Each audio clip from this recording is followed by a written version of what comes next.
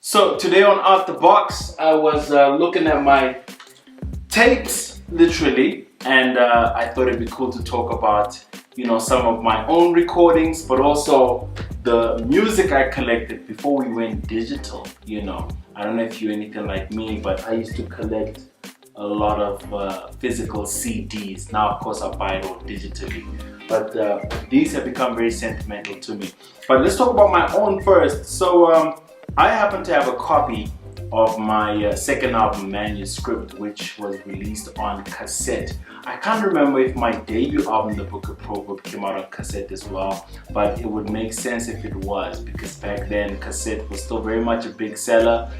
CD was still relatively new to the game. This was before digital even existed, alright? And this, of course, is a very interesting story. This is my debut. It's actually my demo that I recorded in 1995. It says here original tracks, and to be very, very honest with you, I have no idea what is in here. For the life of me, I wouldn't remember what I was on about in 1995, what the songs were about, the lyrics were about. No idea, but I think that mystery is what makes it exciting. Eventually, I do hope to maybe have a listen to this, maybe digitize it, maybe even make it available. Who knows?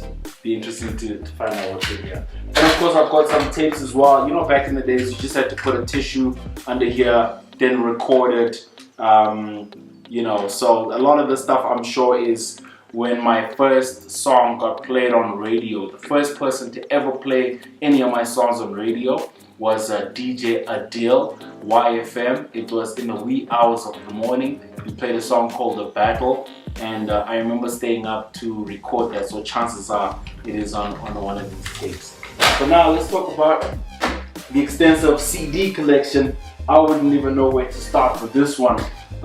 Maybe this is the perfect place to start, because this is my entire catalog.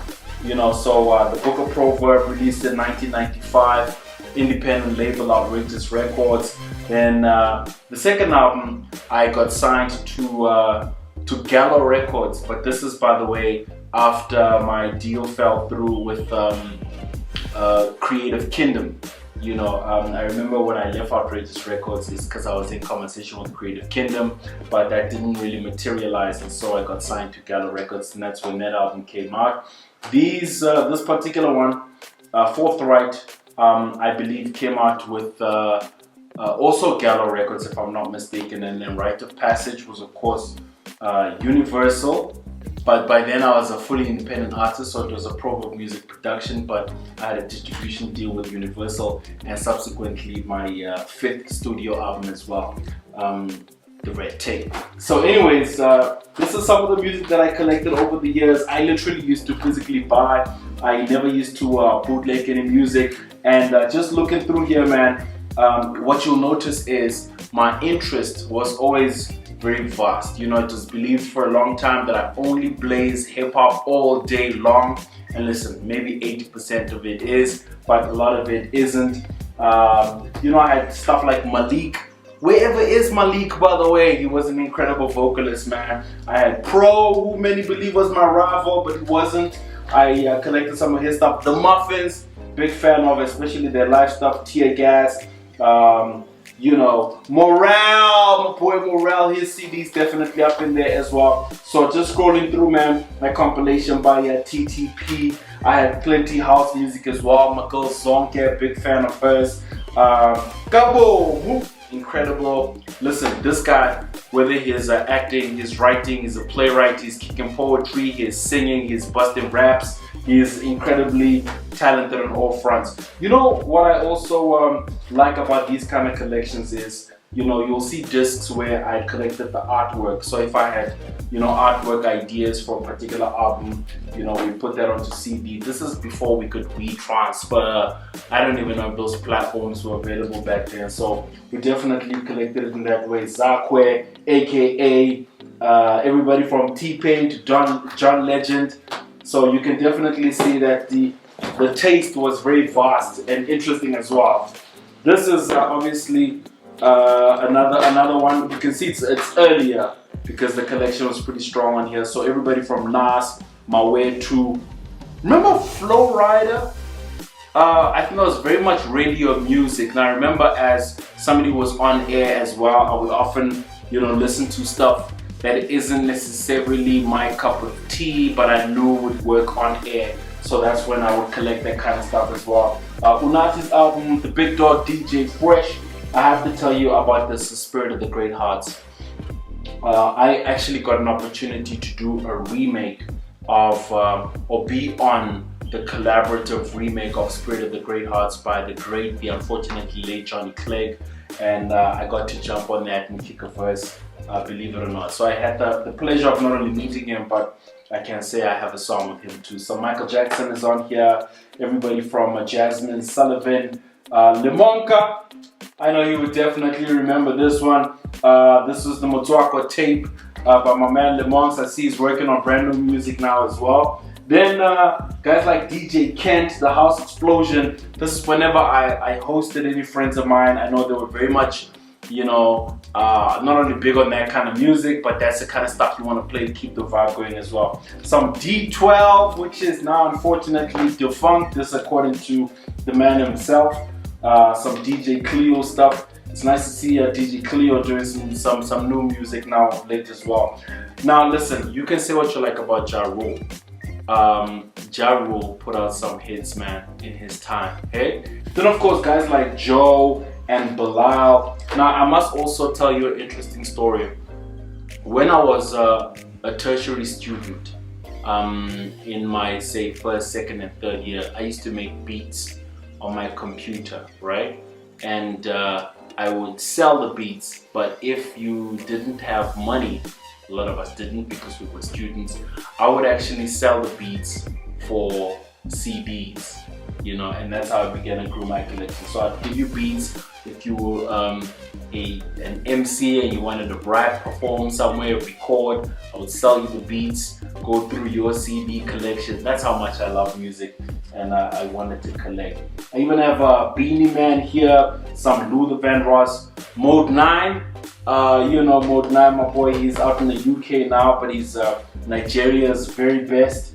This one was a Pentium iX, the mixtape. By the way, I got the opportunity to work with Mode 9 a few times, and we've done some collaborations. Foxy Brown, you remember Foxy Brown? She has some major bangers on there. DJ K Slay, Cassidy was also one of my, and still is, one of my favorite MCs of all time. DJ Glenn Zito, Glenn Zito came out with this mid-tempo, and I've always been a fan of his. Had the pleasure of working with him as a technical and content producer when he was at the Metro FM. This is Joe Budden. Remember that first album when he came up with that pump it up? Yeah, that song is definitely on there. Man, then there was a 3 Months Cup. 3 Months Cup, the guy's based in Cape Town, still very active, doing amazing things. I actually got a chance to jump on a song with them, and I don't know if they ever used it or if it was ever released, but this was now recently in the last, say, 2 years or so. I did a song with them. Looking through here, guys like Genuine, of course my man, Zub's The Last Letter, is a brother of mine, incredible MC. This is one of the earlier works.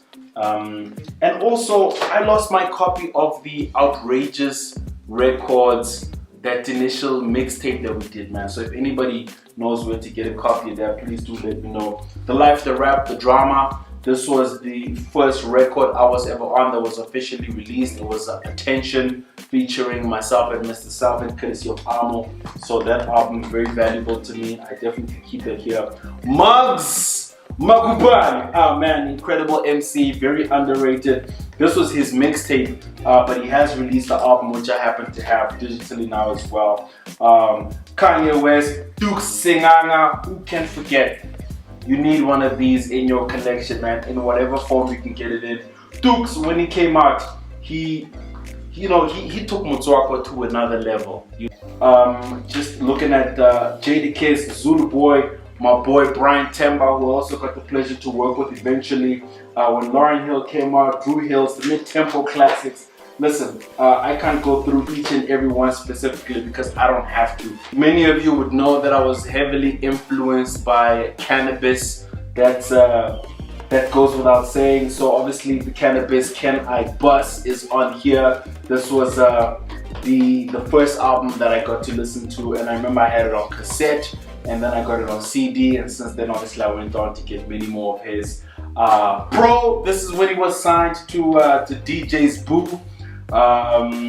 TS, I remember that's when that album came out. My boy Kulichana, the Motoko originator, very cool album indeed. Then of course some 90s stuff, Jodeci.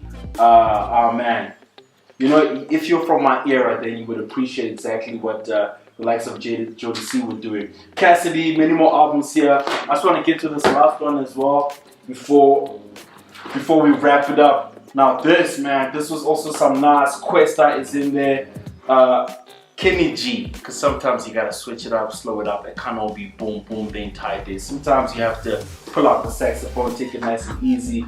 Oh man, would you remember Entity? Entity, if you don't know, was the group that AKA was a part of before he went on to become a soloist. The other members took different directions and went academic and all that, which is absolutely nothing wrong with that, but AKA therefore went on to have a very successful solo career. But he was a part of Entity, and I wish I could tell you the story of where I met AKA the first time. He was still in high school. Myself and Zubs were there to perform, and he spoke about how he got this deal with Creative Kingdom and they bought a release, and I guess the rest, as you say, is history. Plenty more stuff from here. India Ree, who has also gone a bit quiet, and I hope she comes back. Some Ray Charles, Celine Dion even, I have that in the collection. Dr. Kaifa Semenya's in the best of Sanko Morta.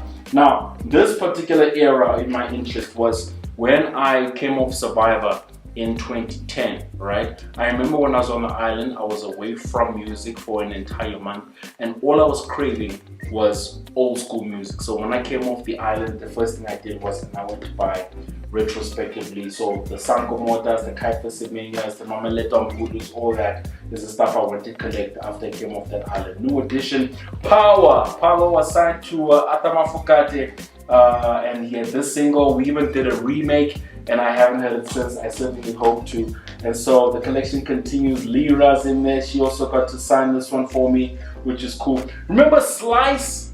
Slice had a couple of singles on radio back in the day, so I have some of those. Eric Sermon, Crazy Producer. This is Mariah Carey, even TK. You know, I actually had a chance to do a song with TK. It didn't, unfortunately she passed on in that time, so it was given to Mendoza. But on the best of TK, we did a song that ended up being used for SABC2 as a jingle called My Home, and that ended up on the best of. So I happen to have a copy of that. Made a wonderful TK, rest in peace. Then I've got some Mallaroo, the Dre, of course. Look, I'm not gonna lie, I did listen to Nicki Minaj a little bit when she came out. Jay-Z, the Blueprint 3. This was the Kanye West. Fifth Floor, the guy's based in Cape Town. Oh, even my man Jube, his stuff is in here as well. Let me see what else we got. Some Norman Brown, DJ Cleo, Diana Ross. Oh man, this is an incredible collection. It actually makes me want to just sit and just, you know, have a listen to all the CDs, man, all the ones that I scratch, service them. This is when Kaim Tepper came out with his Slicker, the Ventilation Mixtape Volume 2, the DJ Clue. This was the initial DJ Khaled that came out. El Tido, my man, is in there as well. Stimela, as I was telling you when I was enjoying the old school music, some Eminem, Morale, even Beyonce is in there. Zub's The Last Letter, which one was this? This was a headphone music in the parallel world. I remember that was a nice conceptual album when it came out with the golden mic. John Legend, some Jason Derulo as well. As I mentioned, I was very much a radio dude as well, trying to look for some singles there. Method Man, very underrated MC. I see he's doing some incredible things as well. So that is the collection. Keen to know what your collection looks like, not the digital stuff. If you collect the CDs or cassettes for that matter, I'd be keen to hear about your collection. Thank you so much for tuning into Out the Box.